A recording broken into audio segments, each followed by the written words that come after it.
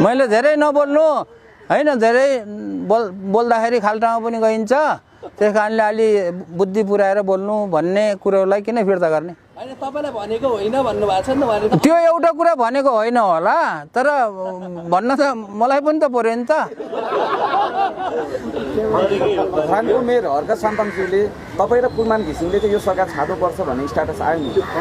त्यो त उसको विचार हो नि त, उसको विचारलाई मैले त्यस्तो विचार कसैको पनि विचार, चाहे कुलमान के अरे चाहे हर्क साम्पाङको विचार होस्, चाहे कसैको विचार, तपाईँहरूको विचार होस्, चाहिँ त्यो तपाईँहरूले सोच्ने तपाईँहरूले व्यक्त गर्ने कुरा तपाईँहरूको अधिकारको कुरा हो, उसको अधिकारको कुरा हो, उसलाई लागेको कुरा हो। अब उसलाई त्यसरी लाग्यो भन्नेमा चाहिँ हामीले चाहिँ त्यसमा चाहिँ कोही कमेन्ट गर्नुपर्ने कुरो छैन।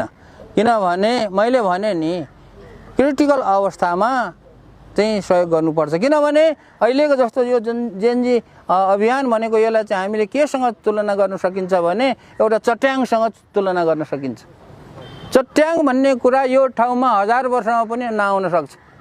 यो ठाउँमा त्यो चट्याङै हो, चट्याङभन्दा अर्को होइन। कुनै पनि ठाउँमा चट्याङ कहिले पर्छ के पर्छ भन्ने कुनै निश्चित हुँदैन। नेपालमा एक जेनजी आन्दोलनको रूपमा एउटा चट्याङ आयो, चट्याङले अलिकति चाहिँ विध्वंस गर्यो र निकै ठुलो विध्वंस गर्यो। त्यस कारणले सहयोग हुन्छ कि भनेर यो अनौठो एकदमै अचम्मको यो 100 वर्षमा पनि आउँदैन होला यस्तो किसिमको, आउन पनि सक्छ तर नआउन पनि सक्छ। यस्तो अवस्थामा एउटा चाहिँ राष्ट्रलाई सहयोग गर्ने भनेर गरेको कुरा हो।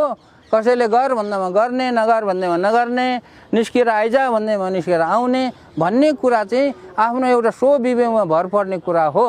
त्यस कारणले कसैको व्यक्तिगत कमेन्टलाई चाहिँ त्यो के अरे चाहिँ गइरहेर